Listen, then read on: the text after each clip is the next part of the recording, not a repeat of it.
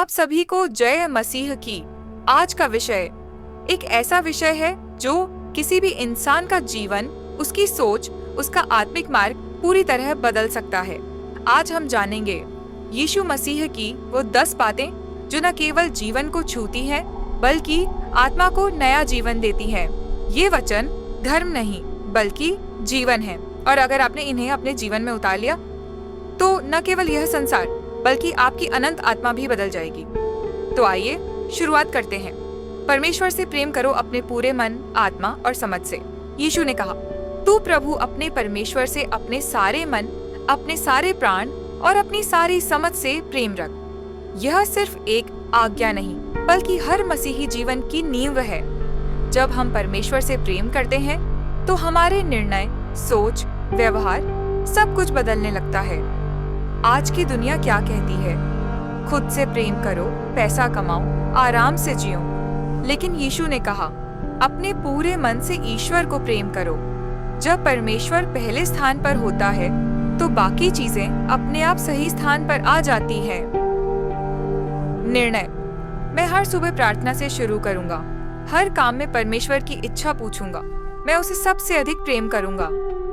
अपने पड़ोसी से अपने समान प्रेम रख। हम में से ज्यादातर लोग खुद को बहुत प्रेम करते हैं, लेकिन क्या हमने दूसरों को भी उतना ही प्रेम किया है? यीशु ने स्पष्ट रूप से कहा, अगर तुम दूसरों से प्रेम नहीं करते तो तुम परमेश्वर से भी प्रेम नहीं कर सकते। आज का संसार कहता है, तुम्हारी खुशी पहले, लेकिन मसीह का तरीका है दूसरों की भलाई पहले। जब आप दूसरों से प्रेम करते हैं, रिश्तों में कड़वाहट कम होती है, समाज में शांति बढ़ती है, और सबसे बड़ी बात, आपका दिल परमेश्वर के जैसा बनने लगता है। निर्णय। मैं आज से अपने आसपास के लोगों के लिए प्रार्थना करूंगा, उनकी मदद करूंगा और शर्त प्रेम करूंगा। यीशु मसीह का पहला सार्वजनिक उपदेश, पश्चाताप। पश्चाताप का अर्थ सिर्फ यह नहीं कि आप कहें माफ कर दो, बल्कि इसका अर्थ है पाप से मुड़ जाना और पूरी तरह से ईश्वर की ओर चल पड़ना। बिना पश्चाताप के कोई उद्धार नहीं। पाप से छुटकारा पाने के लिए हमें यीशु के लहू की जरूरत है, और लहू तभी काम करता है जब हम पश्चाताप करते हैं। निर्णय। मैं अपने पुराने पापों को पहचान कर उनसे मुड़ जाऊंगा।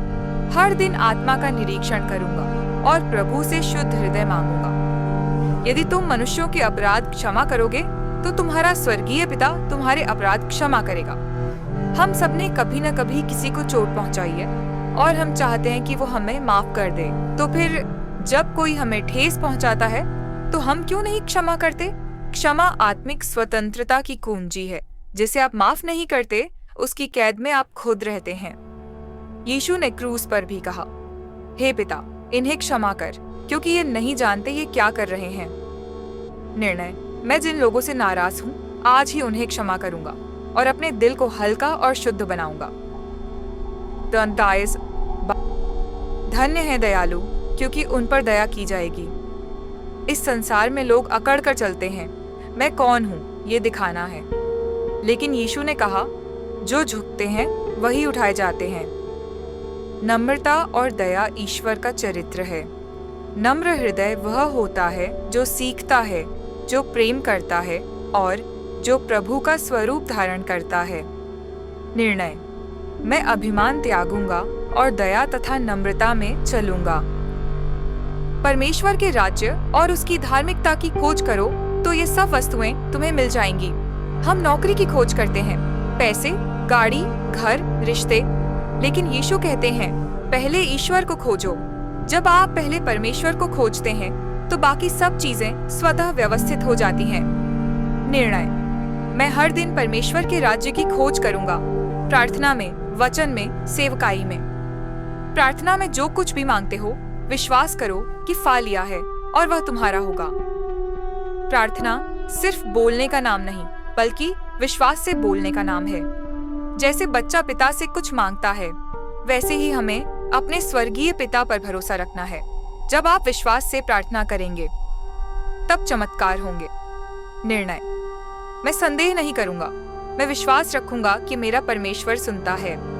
यदि कोई मेरे पीछे आना चाहता है तो वह अपने आप का इनकार करे, अपना क्रूस उठाए और मेरे पीछे हो ले। यीशु का अनुसरण करना कोई आरामदायक राह नहीं, बल्कि एक आत्मिक यात्रा है।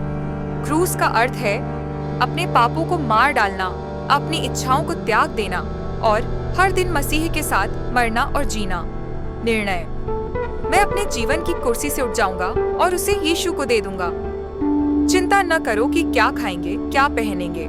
तुम्हारा स्वर्गीय पिता जानता है कि तुम्हें इन सब की जरूरत है। आज हम चिंता में जीते हैं, भविष्य की चिंता, नौकरी की चिंता, बच्चों की चिंता। लेकिन यीशु कहते हैं, मेरे पास आओ, मैं तुम्हें विश्राम दूंगा।